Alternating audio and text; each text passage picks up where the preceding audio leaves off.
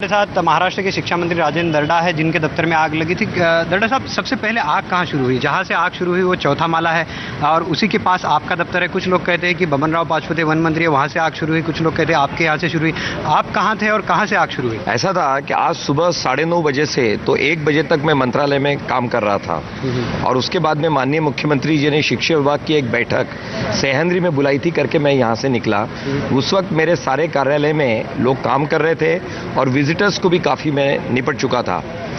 जो बताया जा रहा है कि आग जो लगी कॉर्नर में 4th फ्लोर पे जो कॉर्नर है वहाँ बबन राव जी पाचपुते साहब का ऑफिस है, उसके बाजू से आग लगी है, उनके बाजू से। और उसके बाद में बबन राव जी पाचपुते साहब का ऑफिस, उसके बाद में स्टेयरकेस है, स्टेयरकेस के बाद में जो सचिन अहिर साहब है उनका कार्यालय और उसके सामने उसके लगकर मेरा कार्यालय है। यहाँ आप जो देख रहे हैं कि 4th फ्लोर पे जो 3 एसी जो नीचे आपको दिख रहे हैं, वो जो कार्यालय जो जल चुका है वो मेरा कार्यालय है। और काफी दस्तावेज तो होते ही है आखिर में सारे डिपार्टमेंट के, लेकिन आज के 2.5 साल में इस कार्यालय में काम कर रहा था। उद्योग मंत्री के नाते से काम किया, शिक्षा मंत्री के नाते से काम किया, लेकिन आज सब पूरा आग में जल चुका है। क्या आपके यहाँ के जो सारे कागजात थे वो सारे के सारे जल चुके हैं? हम लोग तो खैर अब इसके बाद जा नहीं सके, लेकिन जो भी इंफॉर्मेशन मिली है, जो आखिरी का आदमी आया उसने कहा कि साहब अपने यहाँ जब वो लोग दौड़े तो कार्यालय में जो भी हमने रखा था उसका कहना कुछ भी बच नहीं सकता, इतनी बड़ी आग थी। काफी अहम कागजात थे, काफी दिक्कतें होगी सरकार को, क्योंकि हम देख रहे हैं कि जो आपके ऊपर 5वां माला था, 6वां माला था, वहाँ पे डीसीएम का कार्यालय है, सीएम का कार्यालय, वो भी तो पूरी तरह से जल चुका है। जल चुका। उनके यहाँ तो मैं समझता हूँ बाद में आग लगी। जो आग पहले लगी वो 4th फ्लोर से लगी।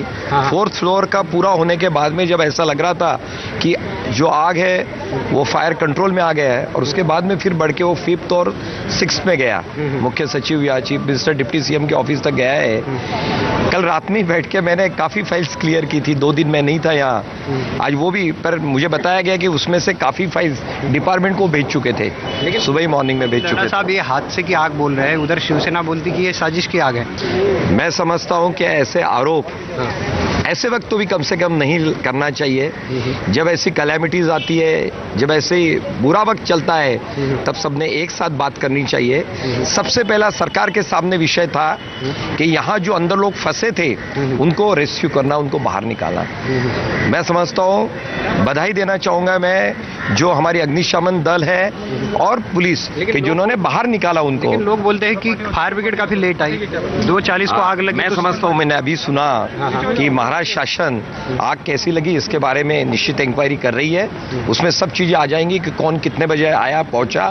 लेकिन सबसे इंपॉर्टेंट बात यह थी कि सबको रेस्क्यू किया गया और उसके बाद में आग कंट्रोल करने का काम किया गया है। बाकी जो सारी चीजें हैं वो इंक्वायरी में सामने आ जाएगी। क्या आपके मुख्यमंत्री से बात हुई है? उन्होंने कहा है कि इंक्वायरी करेंगे, उनके दफ्तर के कागजात जल चुके हैं, डीसीएम के दफ्तर के भी कागजात जल चुके हैं। मैं समझता हूँ माननीय मुख्यमंत्री जी उसके बारे में सक्षम है, वही इस बारे में बात करेंगे। लेकिन क्या आपको ये पता है कि डीसीएम और सीएम के दफ्तर के कागजात जल चुके हैं? क्योंकि यहाँ से एक पक्की है, मैंने आप ही लोगों के माध्यम से देखा और आप ही लोगों ने लिखा है कि 5th और 6th फ्लोर पे जहाँ 6 पे माननीय उप मुख्यमंत्री जी और माननीय मुख्यमंत्री जी का कार्यालय है वो जल गया, ऐसा आप ही लोगों ने दिया है। मैंने उतना ही देखा है, मुझे कागजात के बारे में कुछ पता नहीं, पर निश्चित मेरे कार्यालय में तो नुकसान काफी हुआ है, इसमें कोई निश्चित है। आपके यहाँ के सारे लोगों को बचाया गया? सारे लोग बचाए गए, सारे लोग बचाए गए। और जो मैं उनसे किससे सुन रहा था कि उनका कहना था कि 1 फीट पे क्या है वो भी हम लोग नहीं देख पा रहे थे जब वो बाहर निकले। तो मैं कम से कम इतना तो कहूंगा कि वे सारे रेस्क्यू किए गए और उस बारे में अग्निशमन दल, पुलिस, शासन, उसको मैं धन्यवाद दूंगा उस बारे में। दर्डा जी, हमसे बातचीत करने के लिए शुक्रिया, बहुत बहुत धन्यवाद।